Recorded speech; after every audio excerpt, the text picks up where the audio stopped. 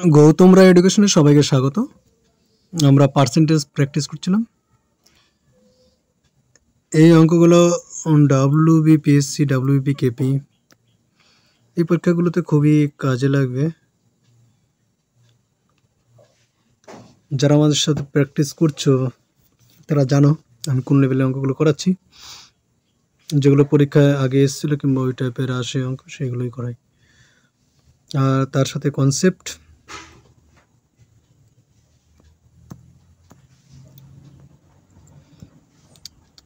Clear তো থাকে, আর তার সাথে আমরা কিছু অঙ্কের শর্ট ট্রিকও কিন্তু করে থাকি। ঠিক আছে, এর আগের দিন 3 নম্বর পর্যন্ত হয়েছিল, আজকে 4 নম্বর অঙ্কটা করি। দুটি সংখ্যা তৃতীয় একটি সংখ্যার থেকে 20% ও 25% কম, প্রথম সংখ্যা থেকে দ্বিতীয় পার্সেন্ট। তিনটে সংখ্যা আছে, ঠিক আছে। বলেছে দুটি সংখ্যার মধ্যে প্রথমটি হচ্ছে 20% কম, পরেরটা হচ্ছে 25% কম। তিনটি সংখ্যা যদি আগে ভাবি আমরা, এ একটি সংখ্যা, বি একটি সংখ্যা, সি একটি সংখ্যা। এই সি সংখ্যাটাকে আমরা 100 ধরলাম। তাহলে বলো তো প্রথম সংখ্যাটা এ ফার্স্ট, সে 20% কম। 100 থেকে 20% কম মানে কি, হয়ে যাবে 80। বি অঙ্কটা সেকেন্ড যে সংখ্যাটা আছে সেটা হচ্ছে 25% কম, তার মানে এ হয়ে যাবে 75। 100 যদি ধরলাম সিটাকে, তাহলে এটা এই পর্যন্ত হয়ে গেল। প্রথম সংখ্যা থেকে দ্বিতীয় সংখ্যাটি কত শতাংশ কম? প্রথম সংখ্যা থেকে দ্বিতীয় সংখ্যাটি 5 কম। 80-তে যদি 5 কম হয় তাহলে 100-তে কত হবে? তাহলে 5 গুণিত 100/80, তাই তো? শূন্য কেটে গেল।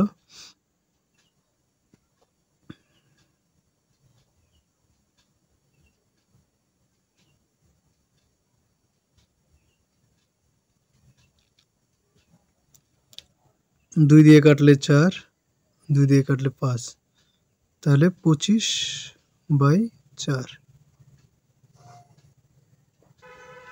তাহলে এটাকে আমরা ভাগ করে দিই। 4 6 24,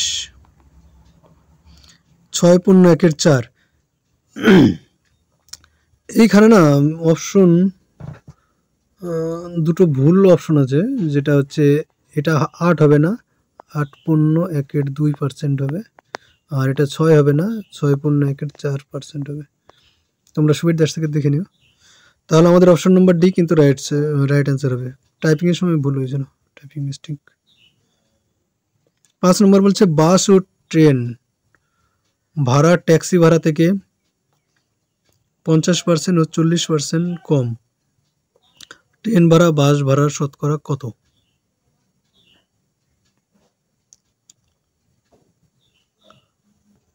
বাস, ট্রেন,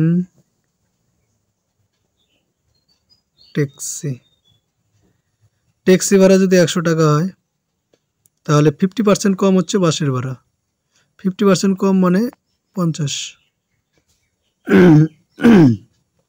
তোমাদের এমনি অঙ্ক করতে গেলে 100 টাকার 50% মানে এরকম করতে হতো আর কি। 100 × 50% ইন্টু 100 × 50/100, 100 কেটে গেল ইকুয়াল টু 50। কিন্তু আমরা যদি স্বাভাবিকভাবে বলি 50% মানে কিন্তু অর্ধেক। 50% মানে অর্ধেক। অর্ধেক মানে 50-এর 100-এর অর্ধেক 50 হয়ে গেল, ঠিক আছে।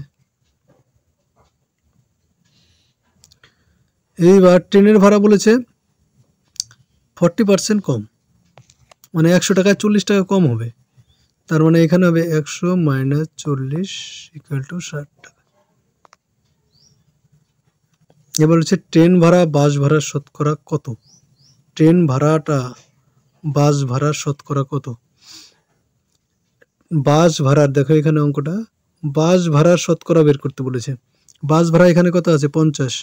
বাস ভাড়া 50 হলে ট্রেন ভাড়া 60 টাকা হয়। তাহলে বাস ভাড়া যদি 100 টাকা হয়, ট্রেন ভাড়া কত হবে? এটা আমাদের অঙ্ক। দেখো এখান থেকে 50 দুগুণে 100 হয়, গুণ 2 করা আছে, তাহলে 60-এর যদি আমরা গুণ 2 করি তাহলে 120, 120% এটা হবে উত্তর। Option number C right answer. বোঝা গেল তো অঙ্কটা কত শর্টকাট। এবার যদি এক কথায় আমরা অঙ্কটা করতে চাই তাহলে এই পর্যন্ত যখন করব তখন অঙ্ক কিন্তু আমাদের শেষ।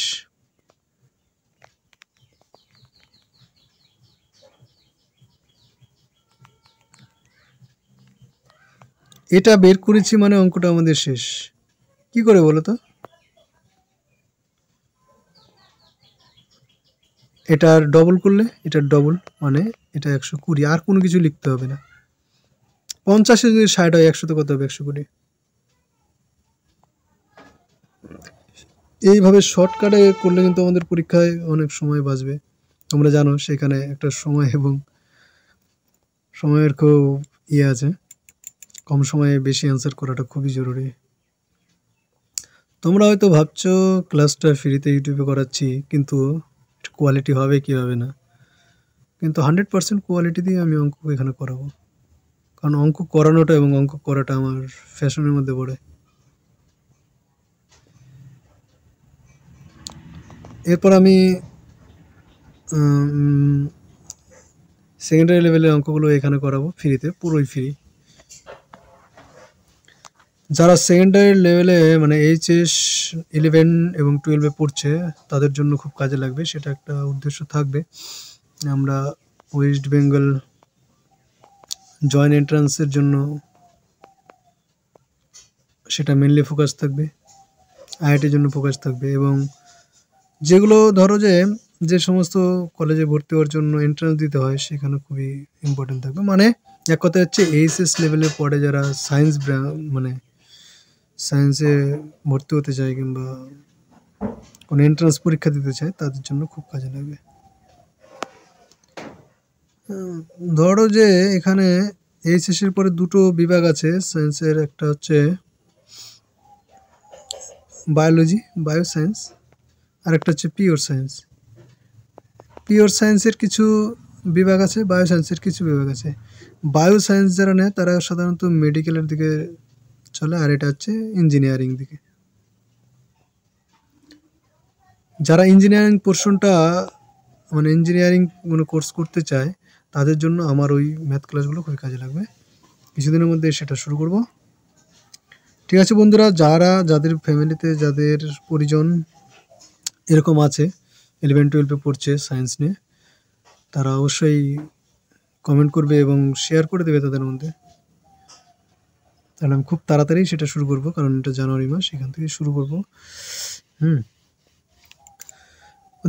ওদের মধ্যে যদি শেয়ার করে দাও তারা ফ্রিতে ভালো একটা সহযোগিতা পেয়ে যাবে।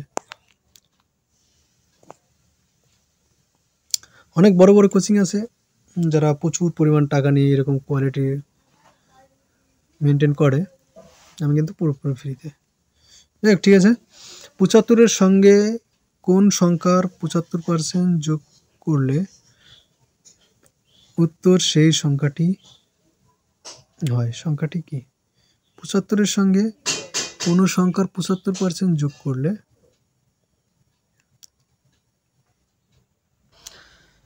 অঙ্কটা বোঝা গেল তো? 75-এর সঙ্গে 75 এরকম একটা সংখ্যা আছে, সেই সংখ্যাটার সাথে একটা সংখ্যা যোগ করতে হবে, সেই সংখ্যাটার সাথে একটা সংখ্যা যোগ করতে হবে না। ধরো এক্স আছে, এক্সের 75% যোগ করলে আবার সংখ্যাটা এক্স ঘুরে আসবে। এখানে যদি এক্সের মানটা আমরা বের করি তাহলে কিন্তু অঙ্কটা আমাদের হয়ে যাবে।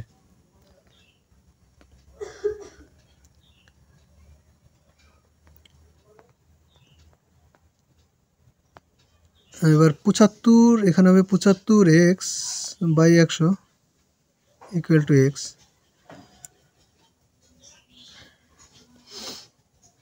এবার এটাকে সম্পূর্ণটাকে ডান দিকে নিয়ে আসি, তাহলে 75 ইকুয়াল টু 75 কিন্তু কমন নিতে পারতাম, কিন্তু নেওয়ার কোনো দরকার নেই। x মাইনাস 75x/100, এটা হবে 25x/100।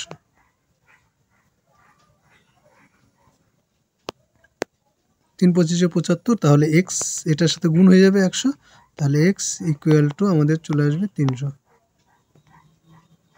Option number D right answer. এই অঙ্কটার একটা শর্টকাট পদ্ধতি আছে, দেখো কিভাবে করি।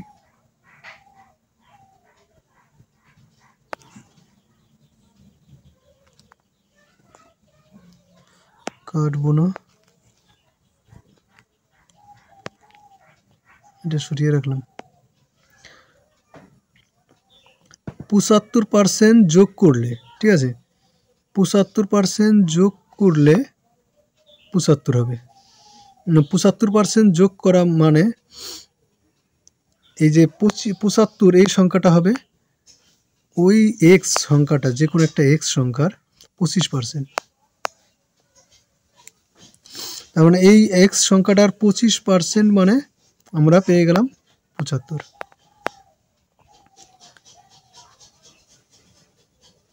ঠিক আছে, কোনো একটা সংখ্যার 25%, 75%, ধরো যে এক্স একটা সংখ্যায় আছে, এর 75%, এক্স এর 75% প্লাস 75 যোগ করলে আমাদের এক্স হয় কি না। দেখো এখানে এটা যদি এক্স এর 75% হয়, তার মানে কি এই 75 এই সংখ্যাটাই হবে এক্স এর 25%। বোঝা গেল কথাটা? কারণ 75 গুলিয়ে যাচ্ছে। তো সাপোজ ধরো যে এখানে 75 না থেকে 50 থাকতো, তাহলে এবার বুঝতে পারছো তো যে এক্স এর 75% যোগ 50, তার মানে এই সংখ্যাটা, এই 50টা কী হবে অ্যাকচুয়ালি 50 ইকুয়াল টু এক্স এর 25%, তাই তো? এটুকু বোঝা গেল। এবার অঙ্কটায় আসি, এটুকু বাদ, মেন অঙ্কটায় আসি।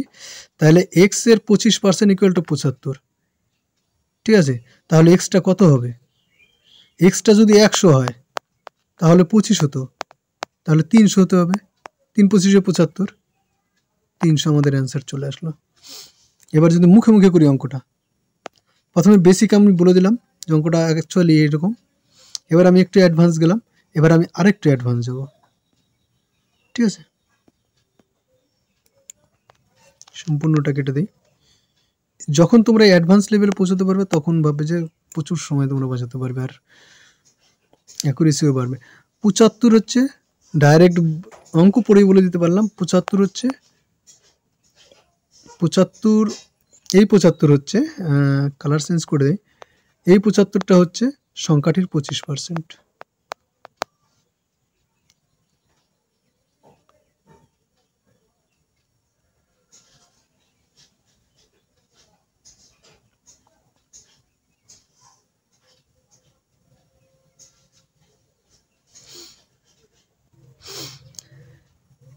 পঁচাত্তর যদি সংখ্যাটার 25% হয়, তাহলে সংখ্যাটির 25% ইকুয়াল টু 75।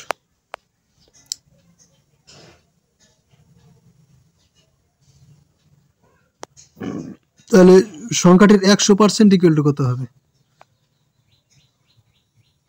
25।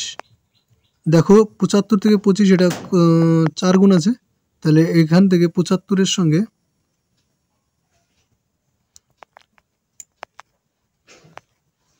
তাহলে এই 75-এর সঙ্গে 4 গুণ করতে হবে,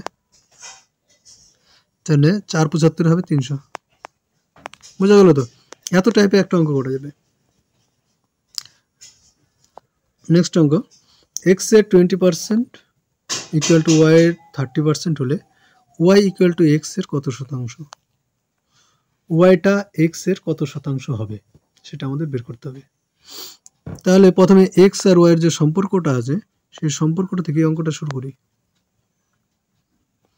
এই সম্পর্ক থেকে আমাদের বলেছে এক্স এর 20% ইকুয়াল টু ওয়াই এর মানে গুণ 30%।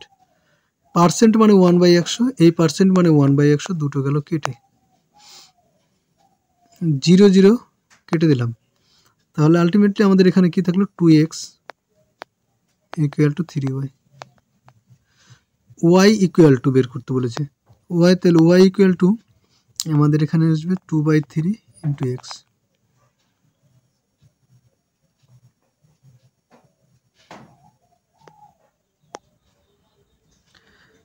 এবার এটাকে যদি একটু গুছিয়ে লিখি, এক্স গুণিত 2/3 মানে এক্স এর 2/3 অংশ। এবার অংশটাকে যদি আমরা পার্সেন্টেজে নিয়ে যেতে চাই, অংশটাকে আমরা নিব পার্সেন্টেজে। পার্সেন্টেজ চিহ্ন আনতে হবে।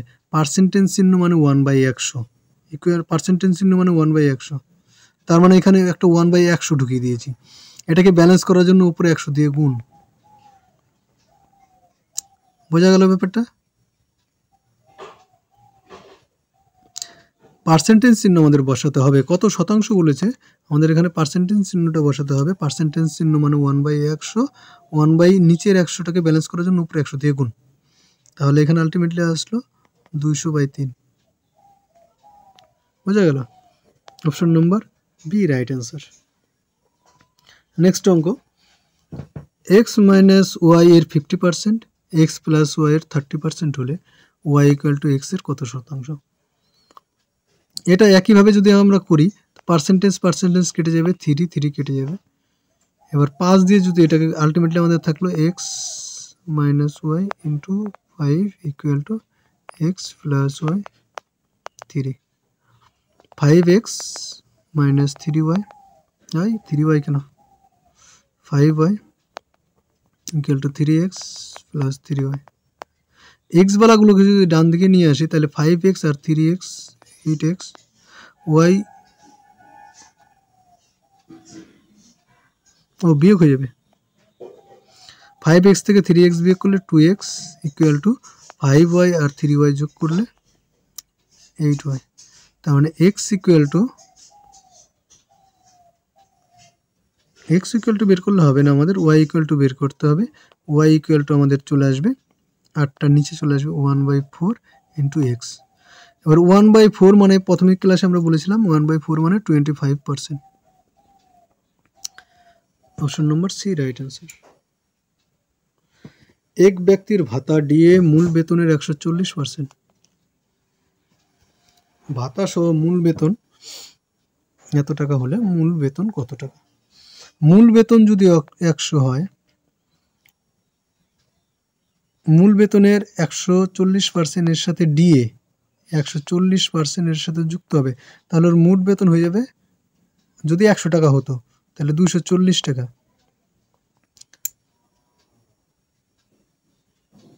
তাহলে 100 টাকা যখন ভাতা, 100 টাকা যখন মূল বেতন হয়, জিনিসটা না, কাজ করি, জিনিসটাকে আমি এখানে নিয়ে যাই। তাহলে 100 টাকা যখন মূল বেতন, তখন ভাতা সহ আমার 240 টাকা। ভাতা সহ মূল বেতন যদি আমাদের 36,000 টাকা হয়, তাহলে আমাদের মূল বেতন কত সেটা আমাদের বের করতে হবে।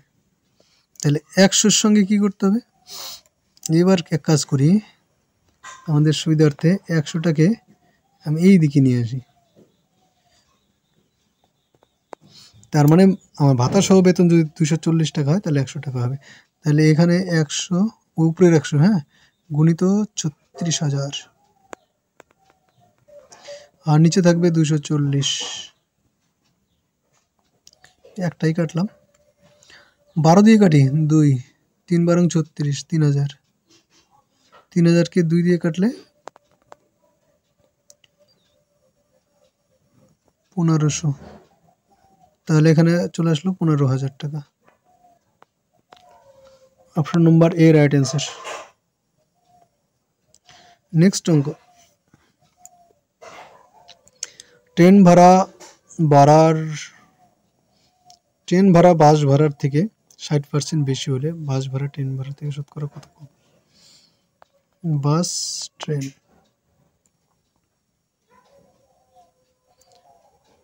বাস ভাড়া যদি 100 টাকা হয়, ট্রেন ভাড়া হবে 160 টাকা। এবার বলেছে বাস ভাড়া ট্রেন ভাড়ার থেকে শতকরা কত কম?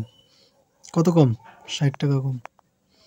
তাহলে 100, এখানে এবার 160 টাকায় কম হচ্ছে 60 টাকা। তাহলে 100 টাকায় কম কত? একদম সিম্পল, উপরে 100 নিচে 160। কেটে দিলাম। 4 দিয়ে কাটলে 25, 4 দিয়ে কাটলে 4, 4 16, আবার 2 দিয়ে কাটলে 2, 2 দিয়ে কাটলে 3, তাহলে 75/2। এখানে অপশনগুলো ভুল আছে।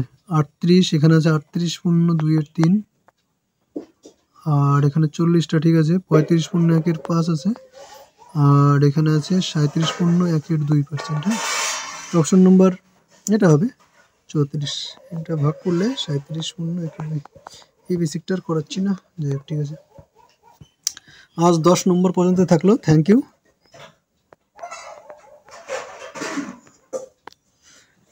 সবাই যারা নতুন আছে তারা অবশ্যই সাবস্ক্রাইব করে দিও। ভিডিওটা অবশ্যই ভালো লাগবে, লাইক মাস্ট। ঠিক আছে বন্ধুরা।